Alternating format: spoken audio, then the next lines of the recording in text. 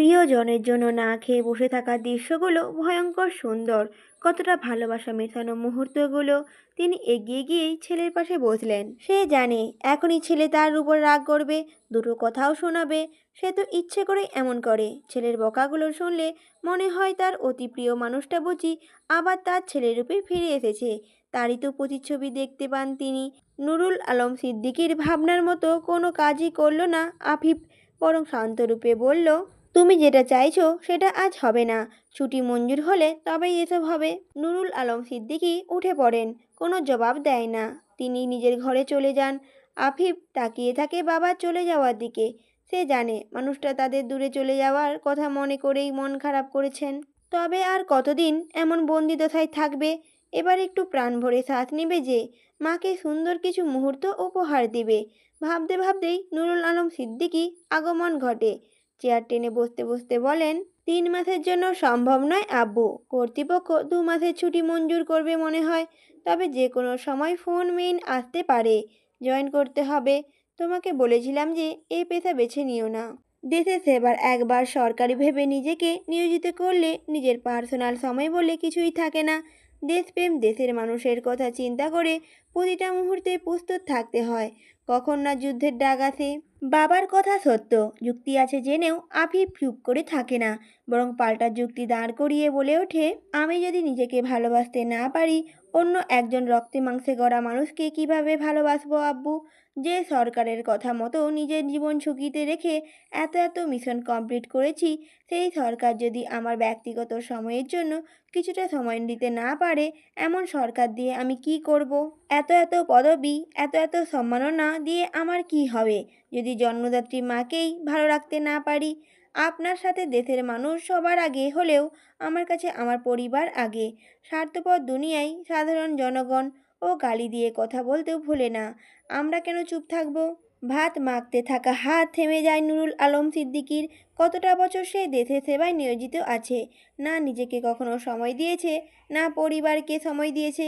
কিভাবে তার ছোট্ট ছেলেটা বড় হয়ে তার পথ অনুসরণ করলো। সময় যেন এক ছুটে চলে গেল। ছেলেটা তার আদর্শে বড় হয়েছে, তবে একটা দিকই তার সাথে ভিন্ন। দেশের জন্য সে নিজেকে, পরিবারকে কোরবান করতে রাজি। তবে তার ছেলে পরিবারের জন্য নিজেকে কোরবান করতে রাজি।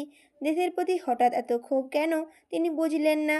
ছেলের ভেতরের সত্তাটা নাড়িয়ে দিতে বললেন। নুরুল আলম বলে উঠল, তুমি না একসময় দেশের জন্য দেশদ্রোহী বুলেটের সামনে বুক পেতে দিয়েছিলে। নিজের সেনা বন্ধুদের সেফ রাখতে জ্ঞান থাকা পর্যন্ত লড়াই করেছো। তাহলে আজ এমন ক্ষোভের কারণ কি আবু? নাকি চাপা অভিমান রয়েছে বাবার ওপর? আফিফ জবাব দিল না। পাতে পানি ঢেলে হনহন করে চলে গেল। নুরুল আলম সিদ্দিকী হাসলেন, তবে উঠলেন না। খাবার শেষ করে উঠলেন। কত কত মানুষ না খেয়ে থাকে, আর সে খাবার অপচয় করবে? কিছুক্ষণ বিশ্রাম নিয়ে ছেলের ঘরের দরজায় দাঁড়ালেন। গলা উঁচিয়ে বললেন, আমার দিকে কিছু লুকাচ্ছ আব্বু?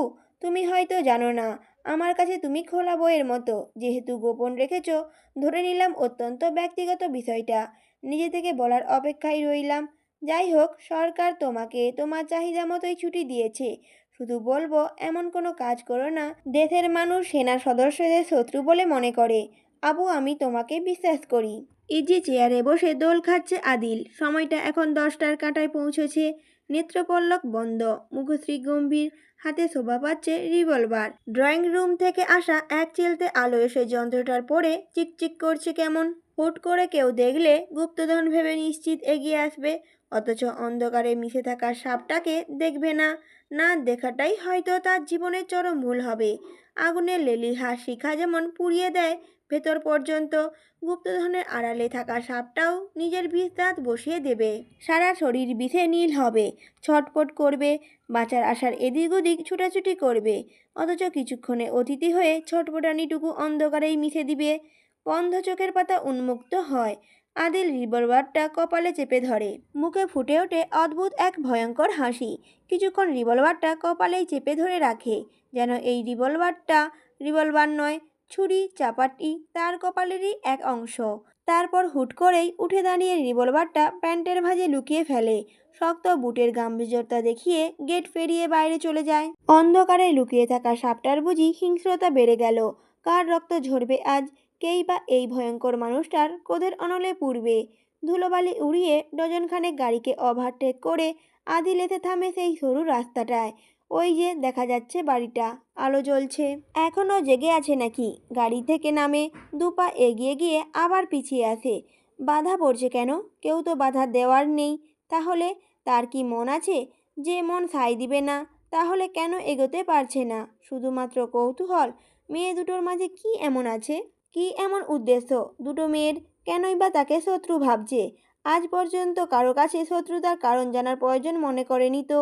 তাহলে এবার কেন কারণ জানতে ইচ্ছে করছে? শুধুমাত্র এরা মেয়ে বলে?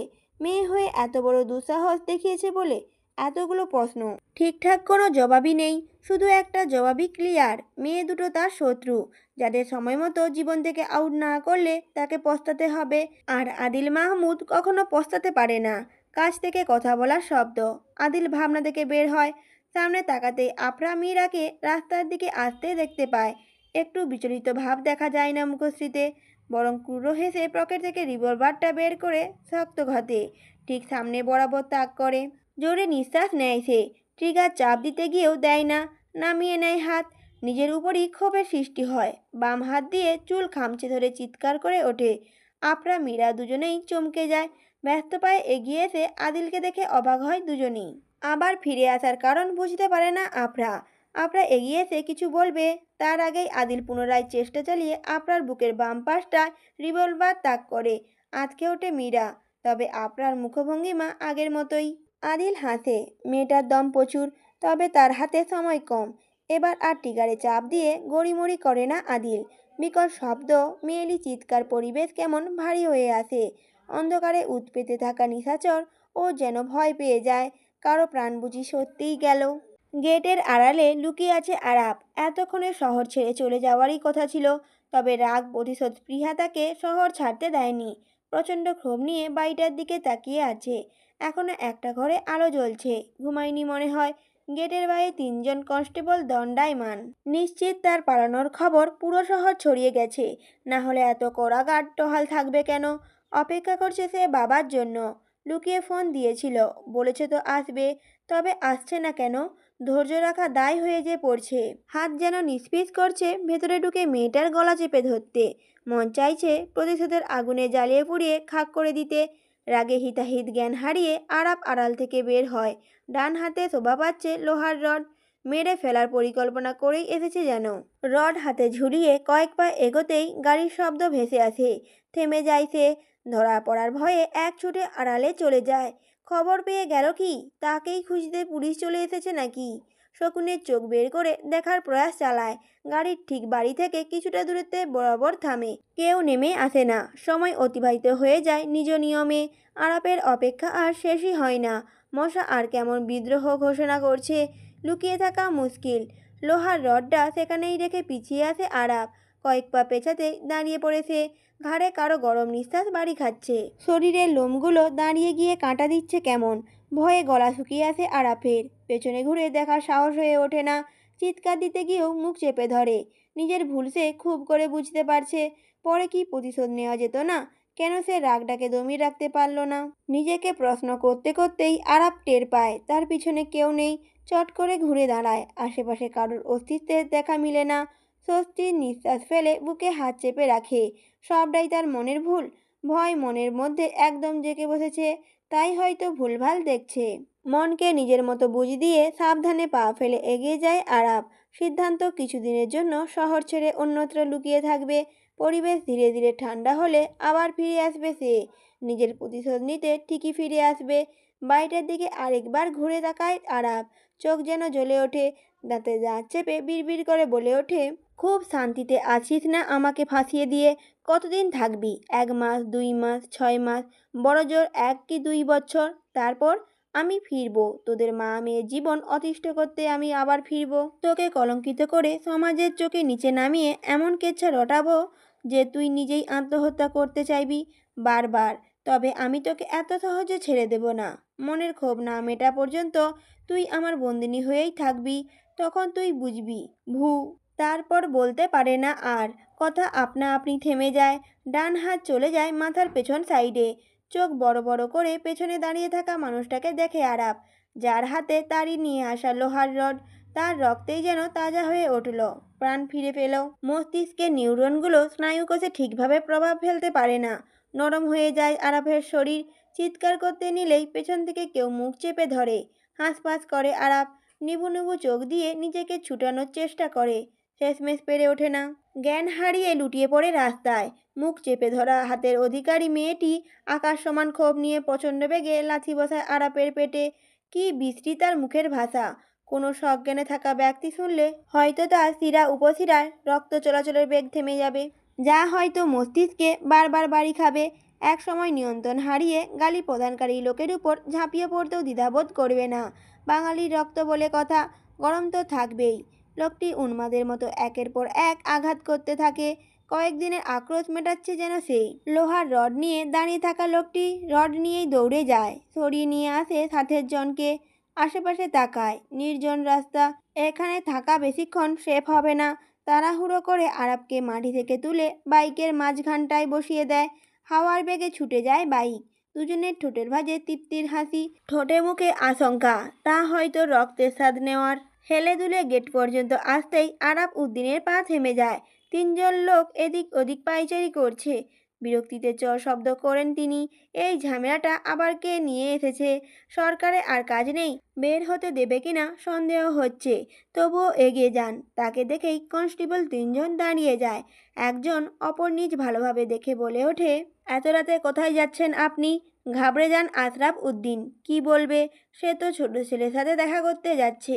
বলবে আমি তোমাদের হাত থেকে পালিয়ে যাওয়া আসামির সাথে দেখা করতে যাচ্ছি। যেতে দিবে তাকে? তাকে সহ না থানায় ধরে নিয়ে যাবে? আমতা আমতা করে সে, কিছু খুঁজে পায় না। চট করে কিছু একটা মাথায় আসতেই মুখের ভঙ্গিমায় ব্যথার ছাপ ফুটিয়ে তুলেন। কান্না ভেজা স্বরে গলায় বললেন, ছেলের কবরটা একটু দেখতে যাচ্ছি। আমার ছেলেটা অন্ধকারে ভয় পেত, কষ্ট হচ্ছে তো ওর। আমি গিয়ে বসে থাকলেও আর ভয় পাবে না। কি করুণ কণ্ঠস্বর, বাবার হাহাকার। বাঙালি আবেগপ্রবণ, এমন কথায় তাদের মন গলবে না তা কি করে হয়? কনস্টেবল তিনজনের মুখশ্রী কঠিন থেকে নরম হয়ে আসে। একে অপরের মুখ চাওয়াচাই করে, মতামতের আদান প্রদান করে। অবশেষে তুরান কনস্টেবল বলে ওঠে, বৃদ্ধ বয়সে এমন ধকল নিবেন না চাচা। ছেলে হারানোর কষ্ট হয়তো আমরা বুঝি, তবে আপনার মতো উপলব্ধি করতে পারবো না। মনকে বুঝান। তবে চাচা, আপনাকে একা যেতে দিতে পারবো না আমরা। হুকুম নেই, চলুন আপনার সাথে আমি যাচ্ছি। চমকে ওঠে আরাপ উদ্দিন, সাথে আমি যাচ্ছি মানে? এ গেলে সে দেখা করবে কি করে? উপায় খুঁজে পায় না। এদিকে বেশ দেরি হয়ে যাচ্ছে। বাড়িটার দিকে এক পলক তাকিয়ে বললেন, যাচ্ছি মানে? তুমি কোথায় যাবা? দুজনে এখানে হবে না। কুলাঙ্গারটা আমার ছেলেকে মেরে ফেলেছে, আবার পালিয়েও গেছে। রাগে ও আবার আসবে না তার কি গ্যারেন্টি আছে? তোমরা দুজন ওর বদবুদ্ধির কাছে কিছুই না। ওদের ক্ষতি হলে কি জবাব দেবে? আমাকেও ও কিছু করবে না, কারণ আমাকে খুব মান্য করে। আর বেশি দূরে নয় তো, এই তো এখানেই। আমি তাড়াতাড়ি চলে আসব। কনস্টেবল তিনজন বিপাকে পড়ে যান। কোন দিকে যাবে? বৃদ্ধের কথাগুলো ভুল না। মা মেয়ের কিছু হলে তাদের চাকরি যে যাবে নিশ্চিত। এর থেকে ভালো বুড়ো একাই যাক। এমনিও মনে হয় না ছেলের শোকে বেশি দিন বাঁচবেন। মাঝবয়সী কনস্টেবল নিজের মতো ভেবে অনুমতি দেয়। তাড়াতাড়ি ফিরবেন কিন্তু। আপনার কিছু হলে আমরা কিন্তু দায়ী থাকবো না। আশরাফ উদ্দিন আর কথা বাড়ালেন না। মাথা নাড়িয়ে গেটের বাইরে চলে আসেন। পান ফিরে ফেলেন যেন। স্বস্তির শ্বাস ফেলে হেসে ওঠেন। কিভাবে বোকা বানালো! কত বড় বড় লোককে কথার জালে ফাঁসিয়েছে সে। এই তিনজন তো সেবকের কাছে কিছুই না। এ আর এমন কি! নিজের কাজে নিজেই গর্বিত হন তিনি। হাঁটতে হাঁটতে কখন ছেলের কবরের পাশে চলে আসেন, টেরই পান না। ছেলের কবর দেখে বুকটা ভারী হয়ে আসে তার।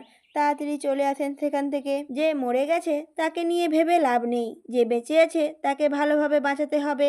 বড় রাস্তাটা না ধরে সরু রাস্তা ধরে হাঁটতে থাকেন তিনি। বেশি দূর যাওয়া হয়ে ওঠে না। কারো গম্ভীর কণ্ঠস্বর শুনে থেমে যান। তাকে দেখে মোটা আকৃতির দেহটা থরথর করে কেঁপে ওঠে। অবিশ্বাস্য চোখে সামনে মানুষটাকে দেখে আশরাফ উদ্দিন এই মুহূর্তে এখানে এই মানুষটাকে একদম আশা করেনি সে। তবে সে কি হুমকি দিয়ে ভুল করে ফেলেছে? ছেলের শোকে মাথাটা এতটা নড়বড়ে হয়ে গিয়েছিল। আশরাফ উদ্দিন মাথা নিচু করে এগিয়ে আসে, হাত জোর করে বলে ওঠে, আমার ভুল হয়ে গেছে স্যার। ছেলের শোকে ঠিক ভুল বুঝতে পারিনি। এবারের মতো ক্ষমা করে দিন। আর এমন ভুল আর হবে। কথা বুঝি ফুরিয়ে গেল। কণ্ঠনালী একদম বন্ধ হয়ে গেল। শরীরের থেকে একটু বেশি বেড়ে ওঠা পেট থেকে টপাটপ রক্ত গড়িয়ে পড়ছে। পরপর দুটো বুলেট ঢুকে গিয়ে দু জায়গায় ফুটো হয়ে গেছে। জোরে জোরে নিঃশ্বাস নিতে নিতে বসে পড়েন আশরাফ উদ্দিন।